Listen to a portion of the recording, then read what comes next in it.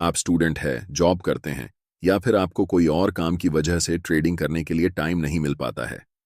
हो सकता है आप स्टॉक रिसर्च नहीं करना चाहते हो या फिर दिन भर कंप्यूटर के सामने बैठना नहीं चाहते। तो आपके लिए बेस्ट है एक खास तरीके का ट्रेडिंग जिसे हम स्विंग ट्रेडिंग कहते हैं। जैसे इंट्राडे में हम शेयर को सिर्फ एक दिन के लिए खरीदते या फिर बेचते हैं, लेकिन जब आप स्विंग ट्रेडिंग करते हैं तब एक दिन से ज्यादा कुछ हफ्तों तक या फिर कुछ महीनों तक किसी स्टॉक को होल्ड करके रखते हैं, जिस कारण यहां इंट्राडे ट्रेडिंग के कंपैरिजन में रिस्क कम होता है और प्रॉफिट बनाने की संभावना ज्यादा होती है। अब तो लगभग सभी ब्रोकर स्विंग ट्रेडिंग के लिए मार्जिन फैसिलिटी अवेलेबल कर दिया है, जिसे एमटीएफ के नाम से जानते हैं। एमटीएफ में ब्रोकर आपको एक्स्ट्रा फंड प्रोवाइड करता है। फॉर एग्जाम्पल, अगर आपके पास 25 रुपए है जिससे आप एबीसी कंपनी का शेयर खरीदना चाहते हैं और उस कंपनी का शेयर प्राइस अभी 100 रुपए है, जब आप एमटीएफ फैसिलिटी यूज करेंगे तो आप 100 रुपए की शेयर्स को 25 रुपए में खरीद सकते हैं। उस शेयर को खरीदने में सिर्फ आपका 25 रुपए इस्तेमाल होगा और ब्रोकर आपको 75 रुपए देगा, जिस कारण आप कम पैसे में भी अच्छा रिटर्न बना सकते हैं। दिन के अगर आप 10 से 15 मिनट देकर अच्छे स्टॉक को सेलेक्ट कर पाते हैं तो मंथली आप अच्छे रिटर्न बना सकते हैं। यह मार्जिन स्टॉक टू स्टॉक बदलते रहता है। किसी स्टॉक में आपको 75% मार्जिन मिल जाता है, किसी में 60%, किसी में 80%। इस वीडियो में हम डिटेल में डिस्कस करेंगे कि स्विंग ट्रेडिंग कैसे करते हैं, स्विंग ट्रेडिंग में स्टॉक को कैसे सेलेक्ट करते हैं, और अंत में मैं एक ऐसी स्विंग ट्रेडिंग स्ट्रेटजी शेयर करूंगा जिसने मुझे अब तक सबसे ज्यादा प्रॉफिट दिया है। इसीलिए वीडियो को ध्यान से देखना। चलिए वीडियो को शुरू करते हैं। स्विंग का मतलब होता है झूला और ट्रेडिंग का मतलब होता है एसेट्स को बाय और सेल करना। किसी भी स्टॉक की प्राइस कभी भी सीधे ऊपर या नीचे नहीं जाती है। मार्केट का एक स्ट्रक्चर होता है जिसे प्राइस हमेशा फॉलो करती है। मार्केट के 3 स्टेज होते हैं, पहला अपवर्ड ट्रेंड, दूसरा साइडवेज और तीसरा डाउन ट्रेंड। अपवर्ड ट्रेंड में प्राइस नीचे से ऊपर की तरफ जाती है, लेकिन प्राइस कभी भी एक बार में ऊपर नहीं जाती। पहले प्राइस रैली करती है, उसके बाद पुल बैक लेती है, फिर रैली करती है और फिर पुल बैक लेती है। यह अपवर्ड ट्रेंड का स्ट्रक्चर होता है। जब प्राइस पुल बैक करती है तो स्विंग ट्रेडर्स के लिए यह एक अपॉर्चुनिटी होती है कि प्राइस की अगली रैली को ट्रेड में कैप्चर कर सकें और प्रॉफिट बना सकें। जब मार्केट साइडवेज रहता है, प्राइस एक रेंज में ऊपर नीचे होती रहती है। रेंज के ऊपरी लेवल को रेजिस्टेंस लेवल कहते हैं और रेंज के निचले लेवल को सपोर्ट लेवल कहते हैं।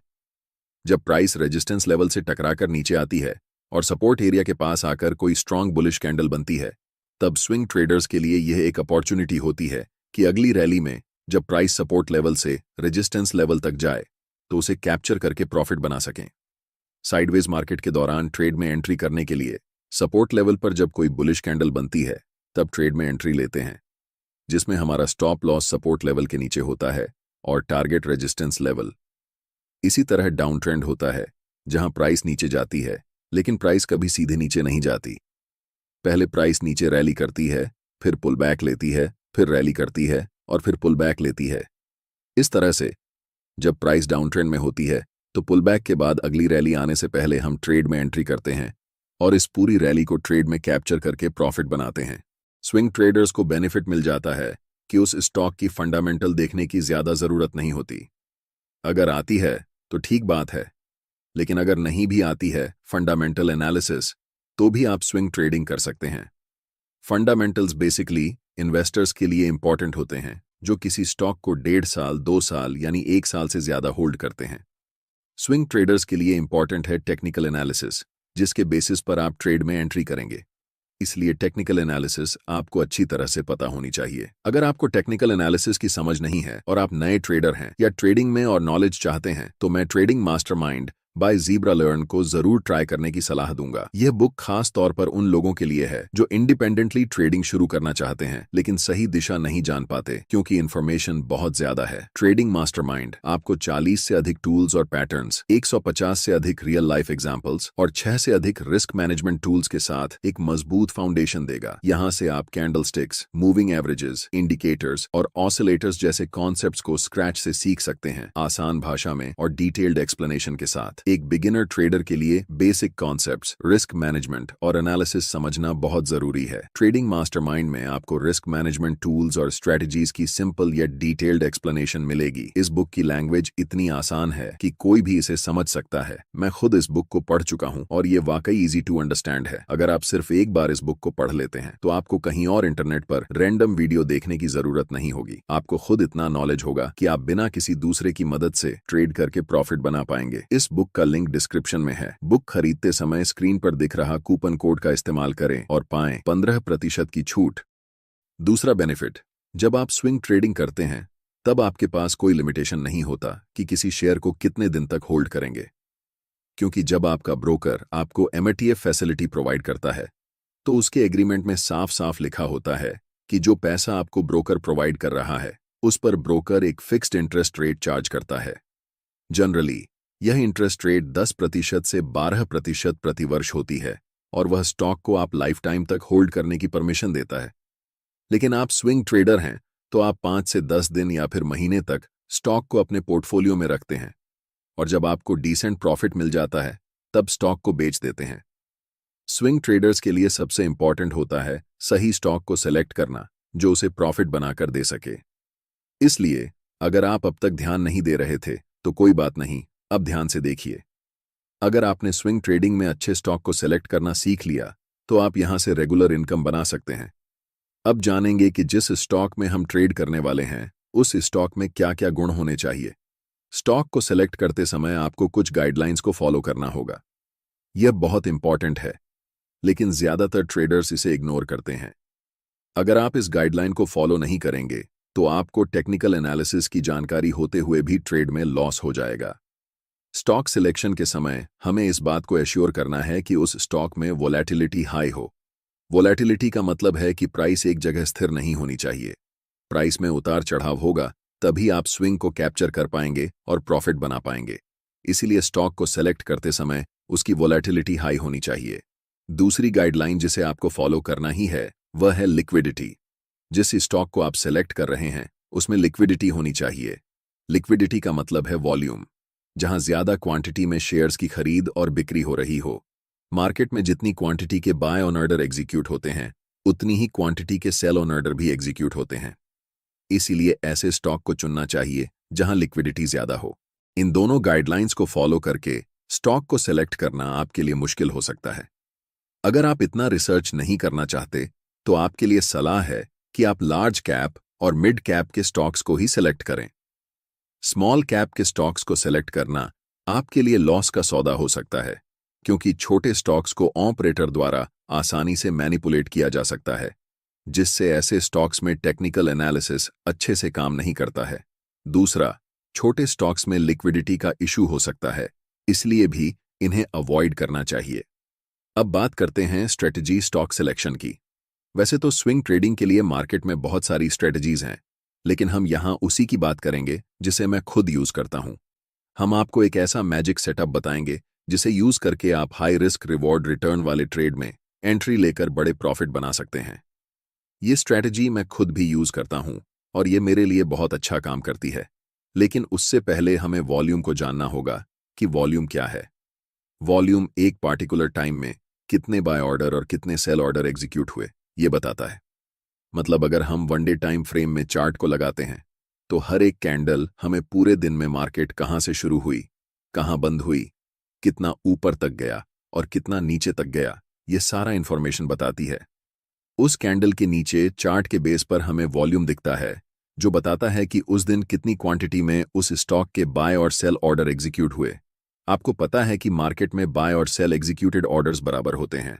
फॉर एग्जाम्पल, अगर इस दिन एक 120 क्वांटिटी में बाय ऑर्डर लगे लेकिन सिर्फ 100 क्वांटिटी में सेल ऑर्डर लगे, तो इस सिचुएशन में 100 क्वांटिटी ही एग्जीक्यूट होंगी, बाकी बचे बायर्स की 20 क्वांटिटी बची रह जाएगी। यहां पर बायर्स की 100 क्वांटिटी और सेलर्स की 100 क्वांटिटी का मतलब है कि इस दिन टोटल वॉल्यूम 100 होगी।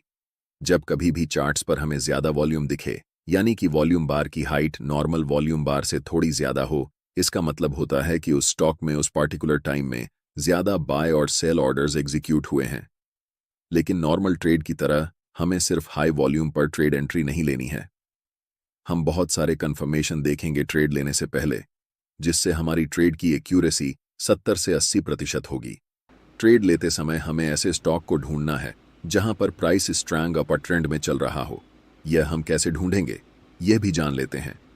हमें गूगल पर सर्च करना है 52 हफ्ते हाई स्टॉक्स, तो हमें मनी कंट्रोल की वेबसाइट दिखेगी जिसे ओपन करना है।